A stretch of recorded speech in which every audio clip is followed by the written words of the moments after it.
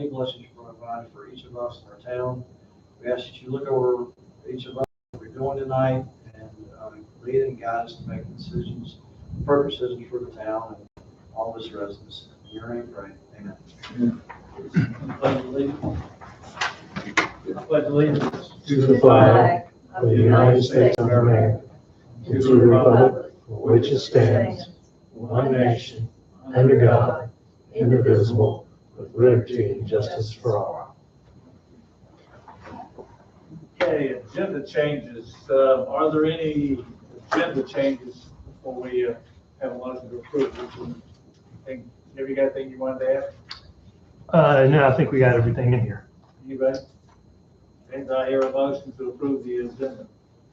I move that we approve the agenda as printed. Second. Any further discussion? In favor of the name? Motion passes unanimously. Okay, now number 3, the approval of the consent agenda. Do I have a motion to approve the consent agenda? I make a motion we approve the consent agenda as presented. And second. I second. Any further discussion? All in favor of the name? Guess there's no public, so I guess there's no public comments. No presentations unless something that y'all aren't aware of. Okay, items of business on page 2. Okay, we're going to go through, starting out with 8A, discuss property tax settlement report. And Daryl, we also have it in the packet, the second page. Second page. Well, the second item. There was one for the, One for the current year, one for the prospective year? yes, Yeah. yes. Pages 20, 21, 21B. Okay. So if you flip over to page 20, which is a memo that we received from Van Harrell, who is in charge of tax administration for the county. And of course, as you're aware, the county collects our property taxes, both ad valorem and motor vehicle. This relates to ad valorem tax, and they are required once a year to report to us as far as what the taxes that they collected were and the fees that were charged and any adjustments and whatnot, which is on page 21. And so we have to vote to accept that report that they've collected the taxes for. Just a quick question. With the tax increase, are they aware? Yeah, they are. They're aware that has nothing to do with this. No, right. On 21B, it shows the 4% tax rate. Okay, very good. Okay, that being said, do I have a motion to approve the It's two separate things, approving the current year. Yes, and then 2026, 27. Yes, so do I hear a motion to approve 2026 and 27? I just have a quick question. Sure. What kind of fees do they charge to collect the taxes? That would be the administrative clerical fees that collect in the tax. The people send in the funds to the county with the designated mailboxes, and then they process it and collect it and update the records and all that. Right, but how much is that? 1.5% of what it Is 1.5% of everything they collect? Right. Okay. That's what it was. It's in the standards there. It's a pretty good deal. I do it for 4.5%. I don't want us to collect millions. Okay, so do we have the motion? I can't remember now we call it. Motion to approve 2526. Oh, yeah, that must be 2025, 26. Which is on page 21. 21. Have a motion. I move that we approve the 2526 tax settlement. Second. Any discussion? All in favor, say aye with the hand.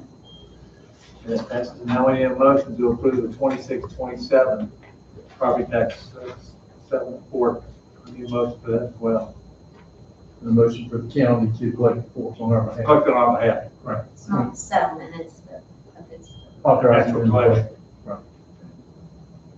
I need to repeat it. We good? I need a motion to approve the collected taxes for the year 26, 27 for the county. I'll make a motion that we approve the tax collection by the county for the 26, 627 years. A second. Any further discussion? All in favor, please, name. Motion passes. Okay, we're going now 8B, lawn maintenance. Jim, do you want to explain more about that? Yeah, I'll be happy to.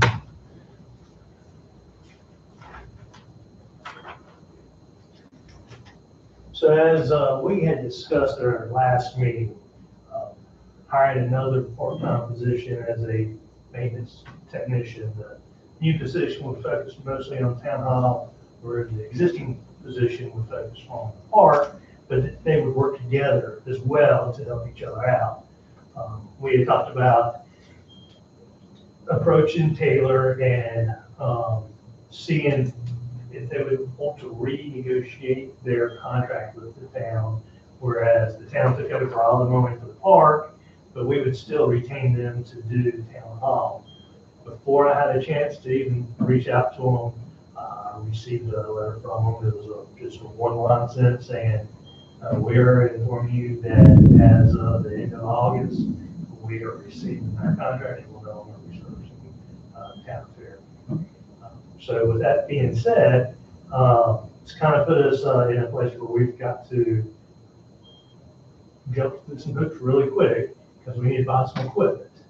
And staff has been looking at various things, whether they're new versus used, pricing, warranties, what grade mowers we need. Could we get it by a lower end commercial mower versus a higher end commercial mower? Typically, when I think of these commercial mowers and these commercial contractors, they're probably putting anywhere from 40 to 60 hours a week on these lawn mowers. I'm thinking we're going to be putting between 5 and 10 hours a week on these lawn mowers. So we're not going to be putting the wear and tear on that we would have, same as a commercial contractor. We've come up with some alternatives. I've done a little bit of shop around. We asked for quotes from Brooks. The cheapest quote that we got from them was $13,000. The highest quote we got on some of their equipment was $20,000. I looked on the website for Pinkston, Fairview range firm. Best thing that I could find on their website, and I have not talked to any of their salespeople, but it's around $10,000. Tractor Supply found today had a commercial grade Cub Cadet 60-inch deck on it, very well built, and it also came with a 3-year or 800-hour limited warranty, or you could purchase additional warranty through the dealership. I think for 1 year it was like $461, and for 2 years it was about $650, $670. So Spencer actually found one on Facebook. It's a what year model was it? A 20-year-old, 2 years old? Very good discussion. We'll start and look at it and pass it down. 2019. So it's 2019, it's got 43 hours on it. It's got the Kawasaki 23 horsepower engine, and the guy is also selling, as a package deal, the trailer as well. It's a 2023 Raven. And Spencer asked him to consider $6,000 on it. He said he'd do that. How many acres are we talking about mowing? I'm guessing we got about maybe 7, 8 up there that we're mowing at the park, plus probably another 2 here. So you have about 10 acres. So we're talking about using this mower on both? So we've got one mower that the county gave us. Right. And I have been in conversation with Jim Shafton to see if they had any other mowers or tractors that would be coming up surplus. He said they got another Husky, just like the one they gave us, that they'll probably be putting up for surplus at the first of the year. So he told me to get back with them January, February. How long have we had that Husky? I think we've had that Husky maybe About a year. about a year. Yeah. And it's doing okay? Mhm. Any issues? Michael had to change some belts on it, but other than that, just some general maintenance. Blades. Yeah, blades. Yeah, I have not heard anything, any other issues. Who's responsible for mowing the other side towards the house? 'Cause It's that's normally, we have to call Taylor whenever we need it mowed. So like owned by the before, that's owned by the town. correct, That is- Taylor does not mow it every time they come out. But well, they're not gonna mow it at all now. Correct. So that's more than, what I'm saying is we've got more acres to mow than just what they've been mowing. Correct. And we're talking 20 acres. So do they bring a tractor with a? No, it's right on there. Ron, how many acres do you think we have over there? Because the first section of the park was only what? 40 acres. First section, First section. 14. 14. And we added And then the 65. back section where the fields are, which we're farming that, right? Yes, it's being So used. that's being farmed today. I'm just guessing between what's not corn, 7 or 8 acres. Just guessing. Does that include the field with where the other house is? This side of the house, And, on and this side of the house. are we mowing back the, I call it the amphitheater? We have started mowing them out. Taylor It's was, already being mowed. Yeah. Michael, all of that. yeah, because Taylor was not mowing that section back there, so, it has, Michael start that. What do we have here, size wise? I'd say between 2 and 3 acres. Yeah. Because it goes in behind the ball field. Yeah, but we don't maintain that whole 2 to 3 acres. I know there's a little section over here to the right of the driveway that is grown up. And then, They only pay Taylor, from the gate forward is all that we have a contract with Taylor Okay, for. so that's basically what. But we have stuff in the back, we just didn't want to pay them to do it, I Right. guess, essentially. So that could be mowed every other time or something. But sometimes it's harder on the equipment to just do it every time. It's easier on the equipment to keep it down than just to Correct. step it up. and in fact, Michael is on vacation this week, but when he gets back, one of the things on my agenda is me and Michael and Lionel, we sit down and we're gonna come up with a work schedule. So, with that being said, the 2 mowers, the one he mentioned that the Tractor Supply was $85.29 is what their price is, and then if you wanted to extend it, warranty on it, another $400 a year or $800 a year, whatever it was. And then this mower is $6,000, but it includes the trailer. And so we voted last meeting to, based upon the amount of money we were spending for Taylor, and kind of voted that we could spend up to $12,000 based on that meeting to cover zero radius turn mower and backpack blower and a weed eater. And let me point this out too, now since Taylor has said that they're to several of the contract with towns for services. When we were looking at that $12,000 for equipment, we're also looking at paying Taylor about $6,500 a year to maintain that off. So there's another $6,000 that we may consider if we needed additional equipment, but still break even this year. What we're paying Taylor. Got a little bit of cushion there. Okay, so the 30-something, no, the 44 included this and that. That's right. Plus, just a rough, quick guess, we're well over 9 on that one tax wise. This is pretty pay any tax. Well, we have a tax exempt number, so Yeah.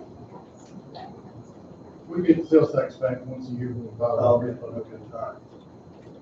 So I guess what we're asking, looking for tonight, and we've already approved 12,000, we really don't need to, but I feel more comfortable personally that we're, consensus is the direction we're heading in as far as, at this point in time, we don't have a choice. Because it's gotta be mobile, we pay somebody else to do it ourselves. And so, if I have any feedback on that for you, we'll go ahead and discuss it further. I'm good with that direction. Now we just gotta decide what we buy. And if they decide to go with this one, it's gotta be picked up, so that, 2 hours away. We just work that out, what we got to trailer pick up. And the thing I like about, and if I should be interjecting anyway, is the concern I had when we started talking about doing this is how to get the mower from up there down here. Before we even thought about this more, and we'd have to borrow a trailer, and we come to it. This comes with a trailer already, so we could move from one mower back and forth if we need to double up or whatever. I think that, for the trailer comes that much, that's just something to consider in the overall big picture. What does it take, do we have any idea what it takes time-wise for Taylor and his team, and how many mowers they bring in when they do it up there?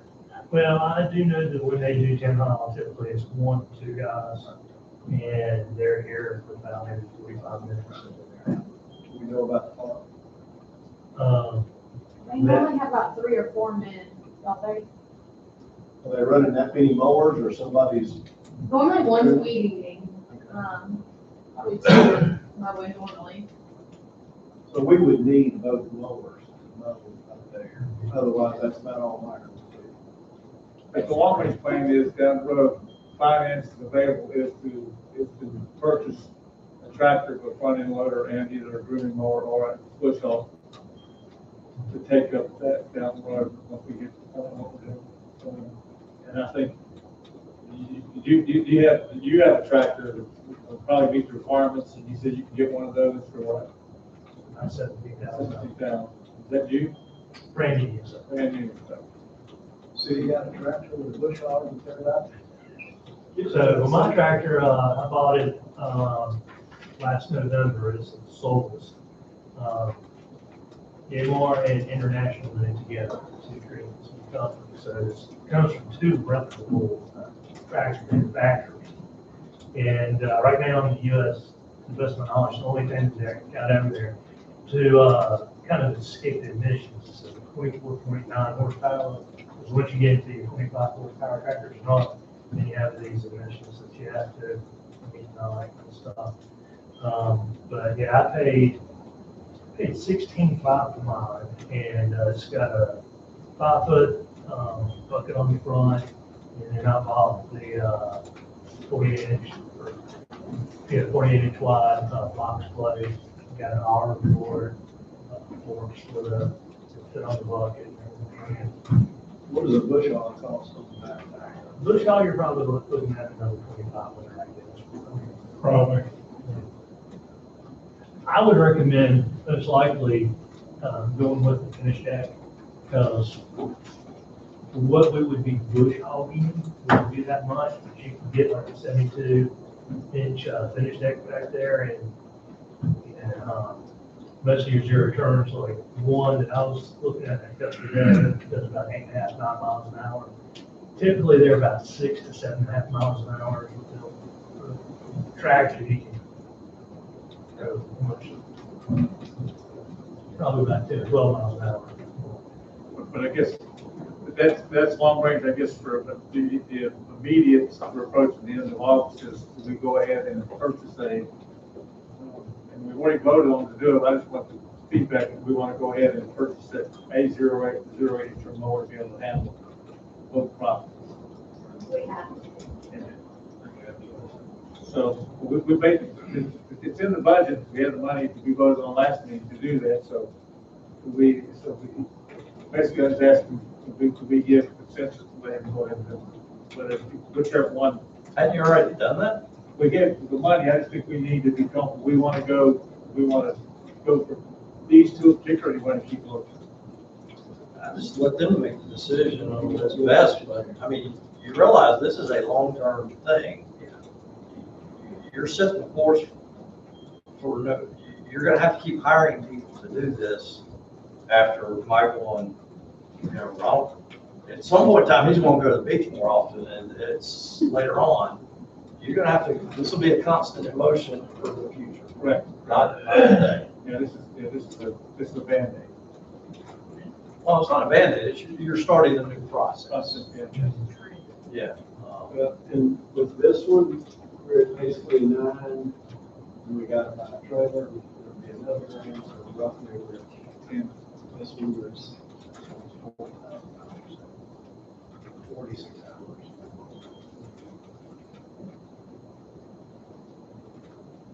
I think they make a decision. We've already voted on it, so if you're comfortable with it. I mean, I think they need to go look at that. Yeah. Maybe crack it, make sure it's right. Yeah, somebody look at it, I mean, How far is Lillington from Greenville? It's about 2 hours from here. I've got a little brother that lives in Greenville. So, yeah, you're probably talking about 2 hours from Greenville as well. So Greenville's kind of in the northeastern part of the state. And if I'm not mistaken, Wilmington's right off of 74 and 95. It's a little north of Fairview.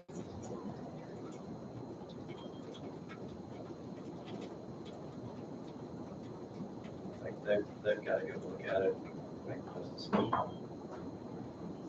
We'll just leave it up. Then. All right. We already voted, we already set aside the money. Well, if you get one of those, you're gonna have to get a trailer, right? So this one comes with it? No, no. Oh, what of those you got about trailer? And to be honest with you, I've got a trailer that only used maybe 2 or 3 times a year, which I would not mind bringing up here, just looking back on the It's heavy duty trailer. It's got a total capacity of 3,500 pounds, which.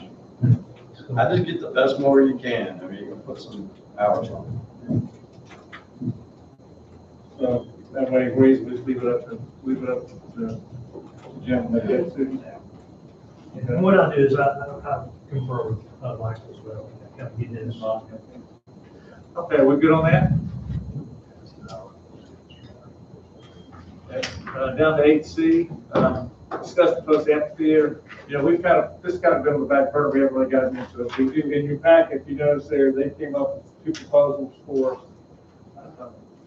if we would elect to go with a picnic shelter as opposed to a amphitheater type thing. And I don't think John was involved in the discussions the last time, but you know, in looking at it and based upon what took place at the facility in June, and based on the input from Spencer and Lisa and others, that right now we're doing one music thing a year. So the thought was we'd switch over instead of an amphitheater, go to a permanent shelter, bigger shelter than what we have now. And the rationale for it is, one, it could be used, church groups can be used more than once a year for whatever thing we're doing. The second thing is, with a square shelter like it, 'cause I thought it looked good for the singing in June, I thought that worked out well, is if it's like it was for June, it was so hot and everything, they ended up switching, putting people down there next to the edge of the woods, and they adjusted the band that way. If we would go with the shelter in the band shell, which is, we got the past 40 by 40, the NIST recommend a 36 by 36 shelter is, if it's not hot stuff, the band can be where the people are sitting out there in the grass, it's not in the heat of the day or whatever. Or if it is too hot, they take it and position themselves, the people are in the shade across the street from the track around the park between the pad and the light of the pond. And they'd be in the shade. So that was a suggestion. So they said, if you look at the thing, they said 2 recommendations, 2 different styles. One is if you see the pictures in there, what they suggested. Where is it? I was looking. It's not this. Pardon me? Okay, so where did I see it? You had it today? One of them is basically just a flat roof, and the other one is a gable roof. And I asked the third option that would be an option of taking and having what do you call when you got, it comes to a peak at the top, it's got have one like that, but be more attractive, but Hip roof is what you're looking at. yeah, hip roof. So we've got quotes on the flat roof, the uniform, what do they call that? With monoslope. Monoslope, we got quote on the other one, and I'm asking, that it should cost anything. We want to go back and look at a hip roof shelter if we're making decisions, just to, of course, it would be more conducive what we want. So That's those what 2 that you is. just put up. That right there is the gate. That's the what? That's a gate. Gable. Yeah. Table, okay. I think it needs to be more open. Yeah, the hip roof's going to close you off because it's almost like a mansard roof. When you think of a mansard roof, the Pizza Hut, you know, how it kind of has the slopes on all four sides.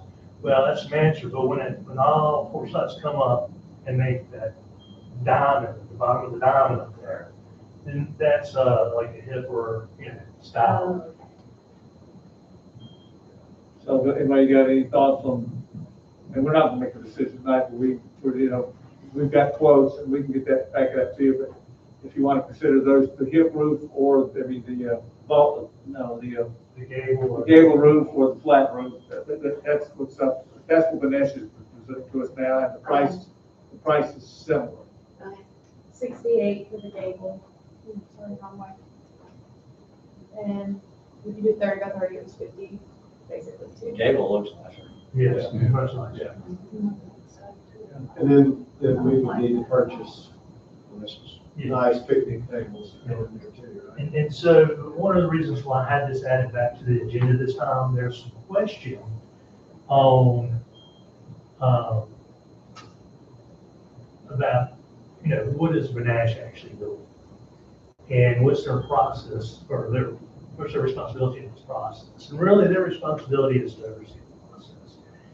And what they did is they went out to vendors that have pre-designed, it's called a design build, so it's pre-designed, prefabricated structures. And then they have their own construction team or contractors that they work with. So when they do that design build, you don't have to bid it out.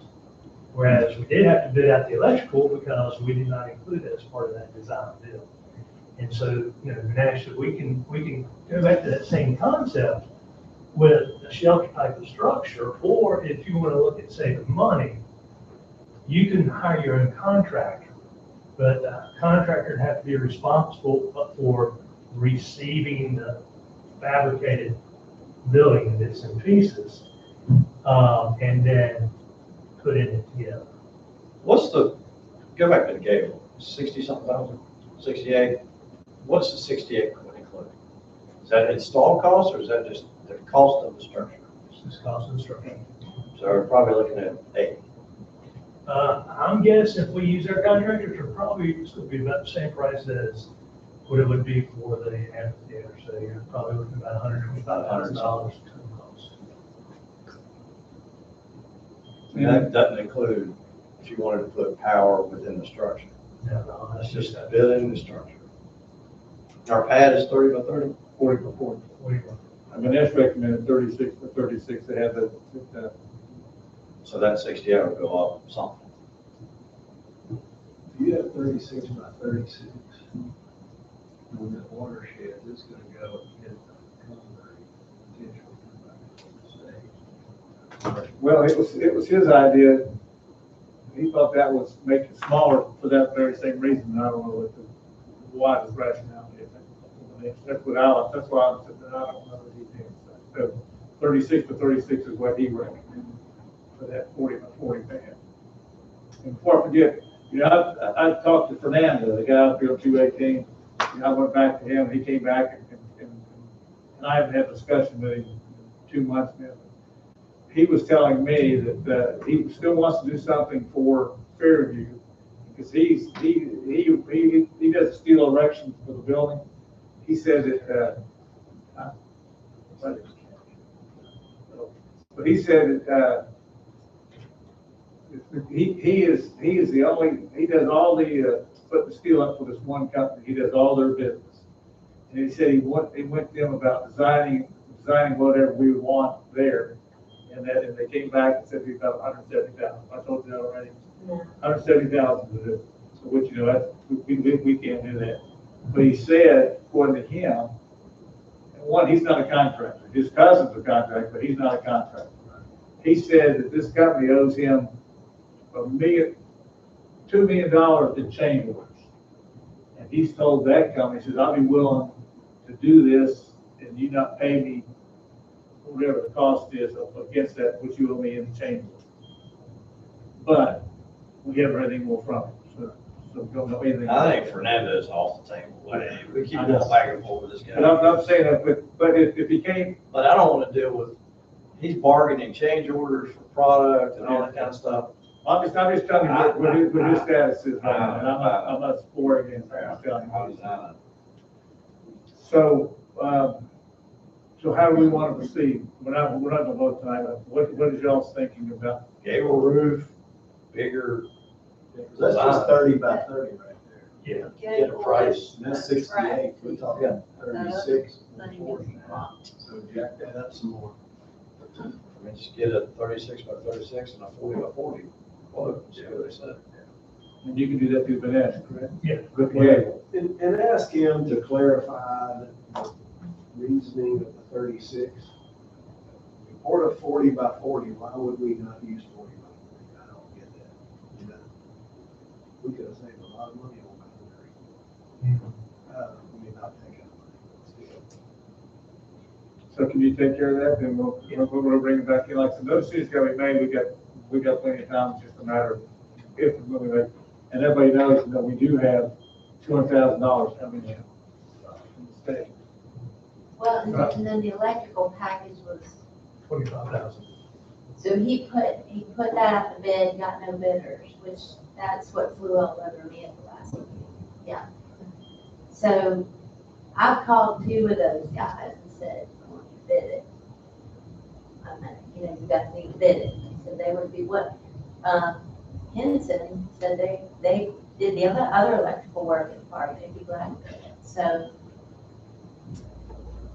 But you still haven't heard, would they be contacting him for the bid or Vanessa? Why would they not bid with Vanessa? that's what That's concerning to me. that was kind of what I was I had a little bit of uneasiness about when I heard that, like, that doesn't seem like, What do we pay you to do? That's your job, to go find bids. but You can't get them? Oh, I think I'm gonna, you know, I think that's 2 that will bid it, and so at least we'll have a We're competitive gonna bid. take care of it.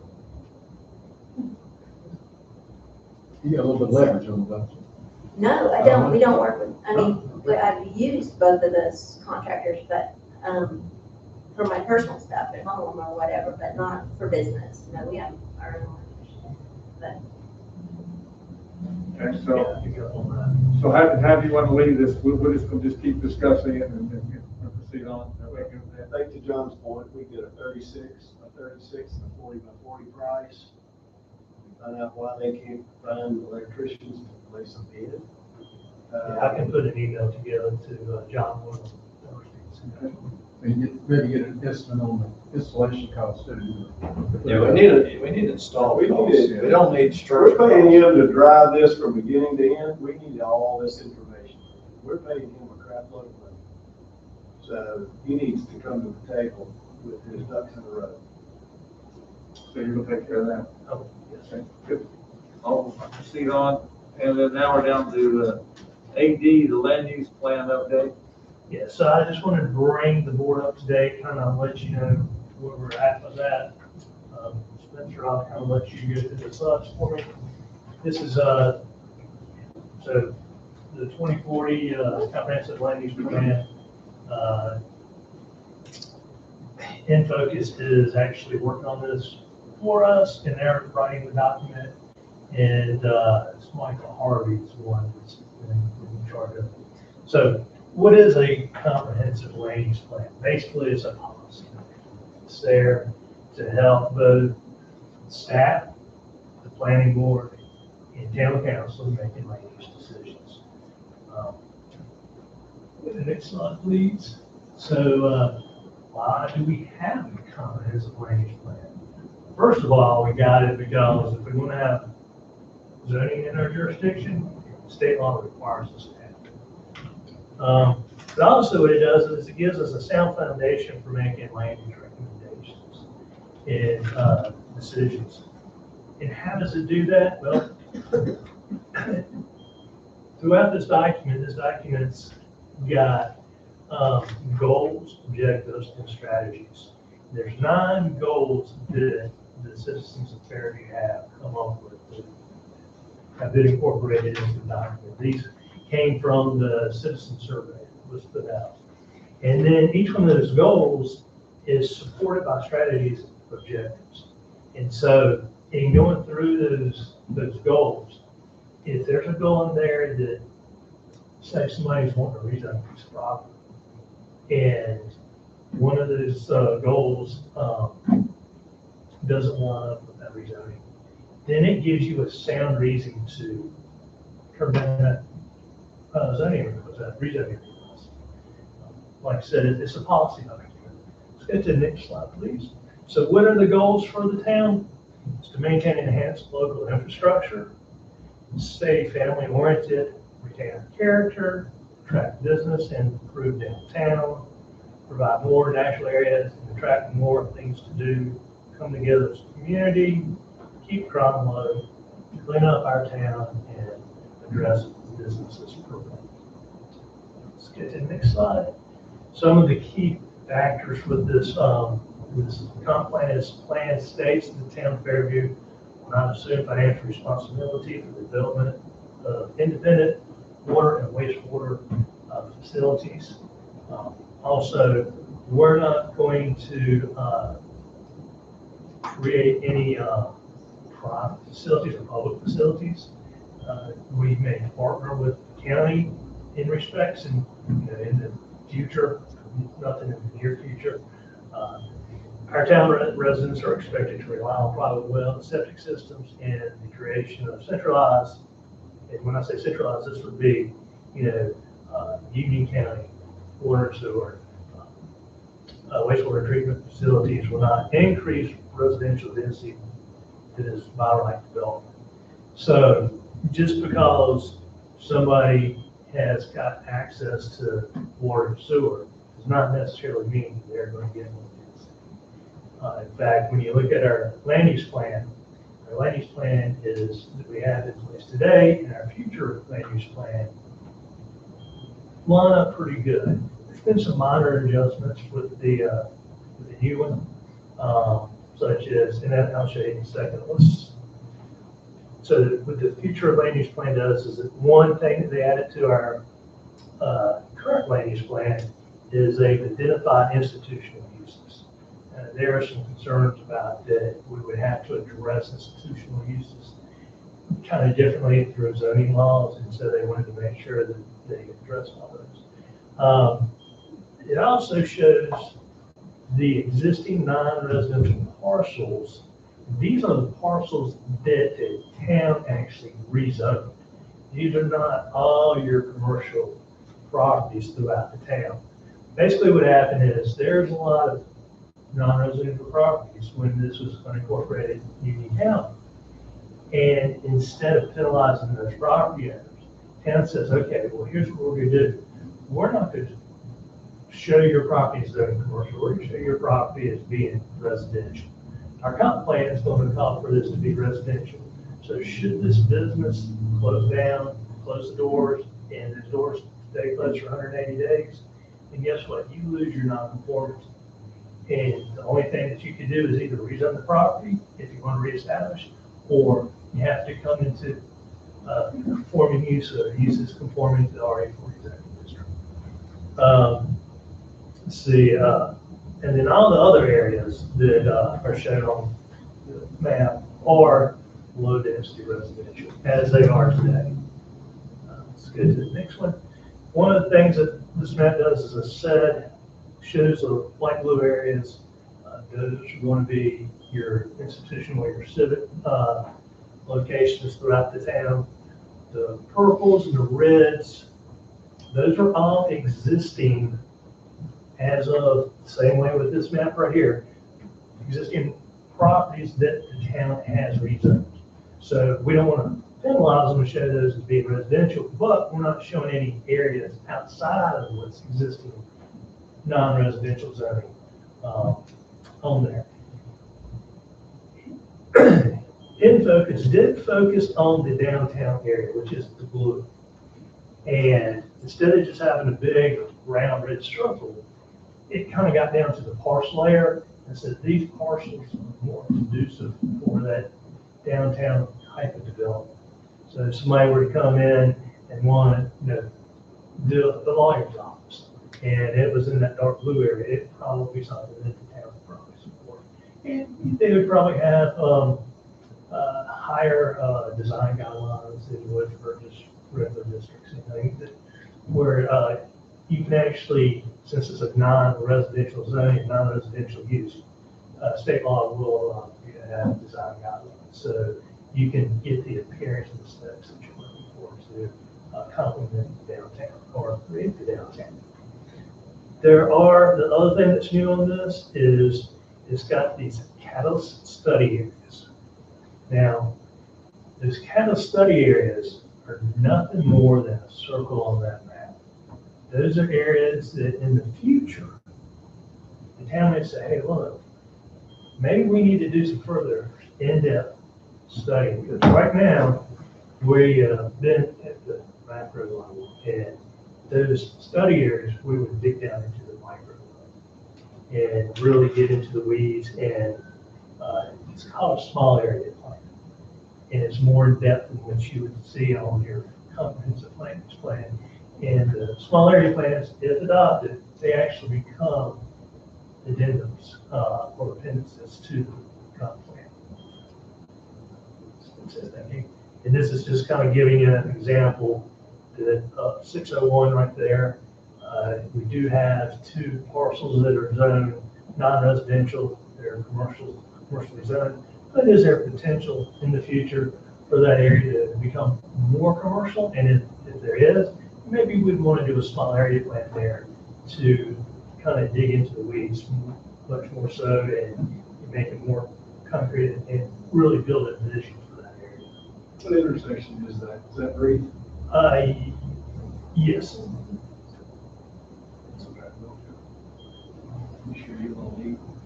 I already got a burger place already. Yeah. And a little convenience store. Yeah, you didn't. So what are the next steps? So what Mike would like to do is he wants to take, he's given us the final draft. The final draft is on our website, and I would encourage you guys to go to the website for it, not to read.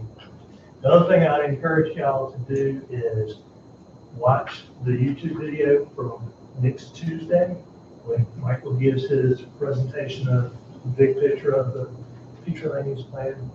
And then based on the planning board recommendation, he would like to bring it to the town council at your September board meeting for consideration. This is the same process that they did last time when we did the last revision of this. It's very similar concept. And another thing staff is going to do is I'm going to try to put out maybe 2 or 3 times between now and the next town council meeting. Just very informal, maybe 1 hour workshops for drop-ins. Anybody's got any questions? That time's freed up for, to answer questions about the land use plan. One thing that was very helpful last time was that they actually did a draft of the changes between prior plan and new plan. It was kind of a bullet point of, this is what the old plan said on this section. This is what we're recommending for the new plan on this section. And I know that Ed has talked to Michael about that, and Michael said he was going to put something like that together. I have not seen it. That was just very helpful to understand what the changes were. Well, I know when we hired him to do it, we told him we wanted it. Yeah, that's the only way to. That was part of the deliverables, from my understanding. That's what I remember. No, we don't have a choice. And another good thing that I was not aware of this, because I was not part of the scoping or anything. But he did say that there is a 3-year warranty period on the documents, both the land use plan and the rewriting of the. So this is a broad question, and it's going to probably show my ignorance, but how does this help us defend against what's going on legislatively? Doesn't. But this is primarily for making land use decisions, like I said. And really to kind of add bulk to these documents, because there's not really a whole lot to put in there. That's why when you see them, they'll have a section on the history, and then they talk about the demographics. They're just trying to fill pages up. They're trying to do. I go straight to the goals and objectives, and I don't deal with any of those stuff. And for those unaware, just give you an update, and Jim can back me up on this week, there is, I haven't been to planning board meetings, but I guess there's been a lot of discussions, and a lot of questioning of him and what he's doing. And one of the things, I guess, and quite if I say something wrong here, is in this new land use plan, there's going to be a provision in there for high density, but you've already talked about briefly. Well, on the comp plan, no. It's gonna, what it's gonna do is, there might be a mention of some high density. It's not until you get to the zoning ordinance, where they're gonna offer, or they're gonna have a zoning district for higher density. It's what you call a floating district, meaning that it's addressed in the zoning ordinance, but it is not on the zoning map. So somebody will physically have to come in and request a rezoning for that district. But the reason I'm bringing up is, there's been people on the planning board, I'm not gonna name names, that don't understand the concept. They think what you're saying they want to do, that automatically opens up people to come in and do high density within Fairview.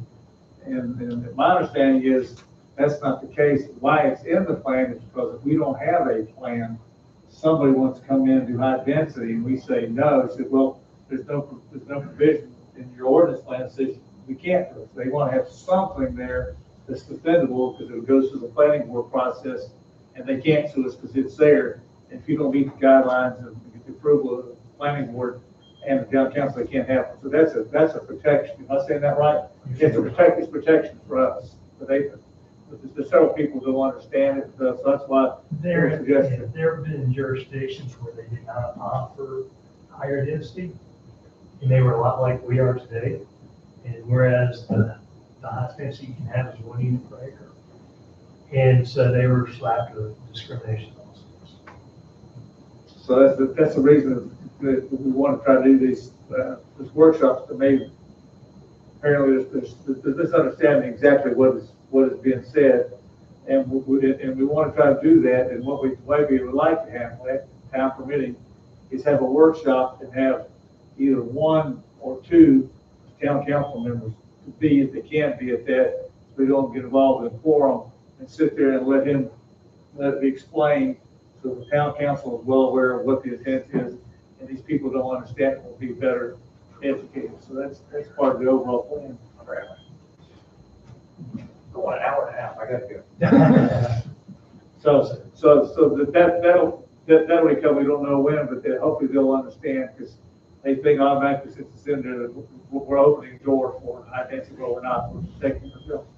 And to be honest with you, I mean, the way the current plan is, the way the proposed plan is, somebody were to come into me and say, hey, Jim, I know in this new zoning ordinance, you have 3 dwelling units to acre. And so I want to rezone this piece of property right here. Well, my response to them is, town's got an obligation to let you exercise your right to due process, meaning that we have to go through the process. But since the comp plan calls for it to be low density residential, 1 unit per acre, based on the comp plan, staff is going to have to make a recommendation to this be denied. And one of the things that I asked Michael to do, or to change in the zoning ordinance, because currently for major subdivisions, they got to get special use permits. And I want to get away from the special use permit to where they're having to ask for rezonings, because the special use permit is quasi-judicial.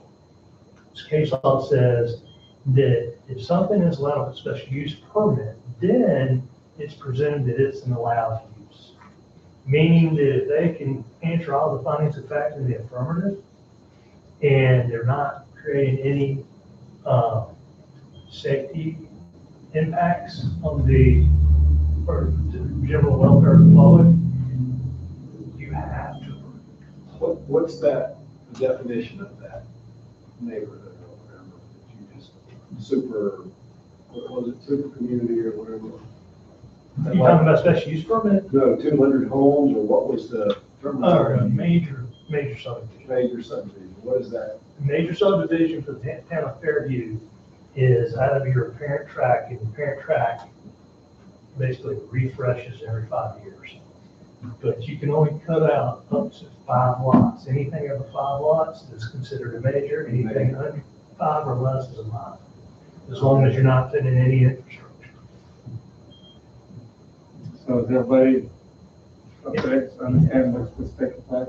Yeah, I just want to give them a quick update and let you know that we had it on the website, so to encourage you guys to go look at it and everything. So when he does bring it, hopefully we can hit off any questions you have. Feel free to call me directly. We have to walk through the different sections with you. If he's done and he's submitting his final proposal to the planning group next Tuesday. That's true.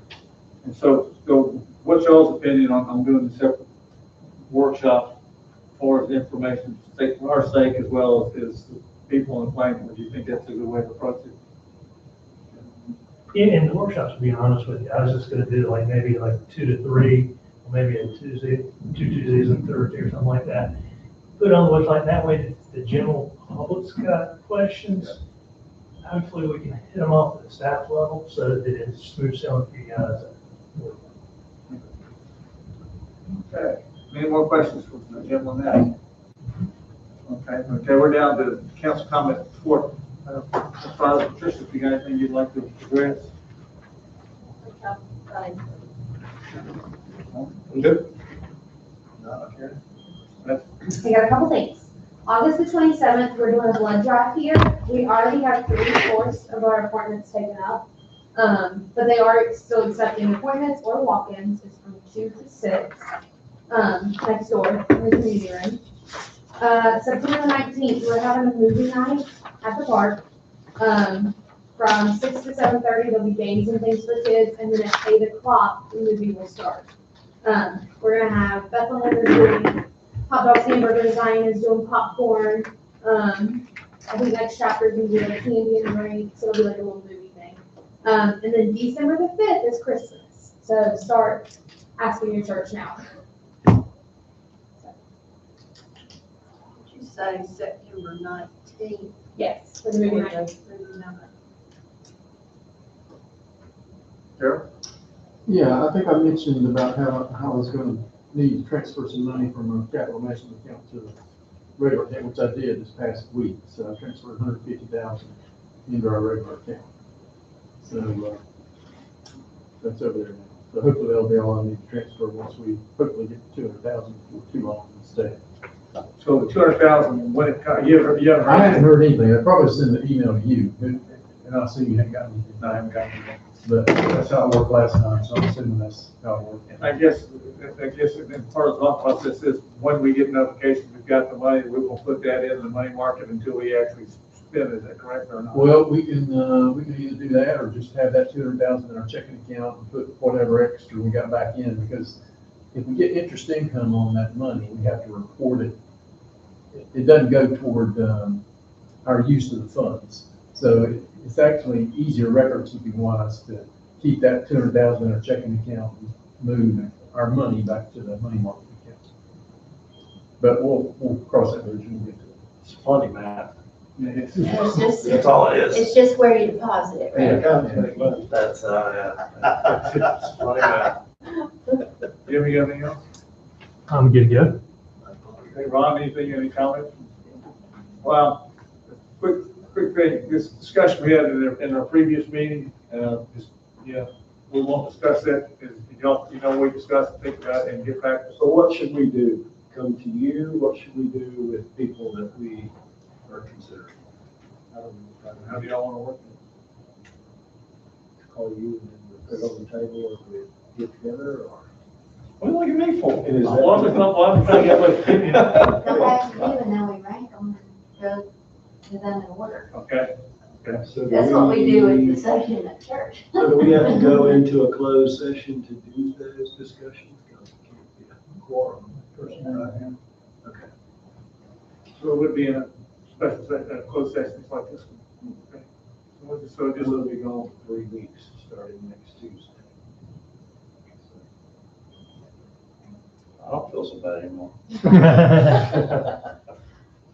okay, well, thanks for, this thing, this further type thing. I think it's, is going good.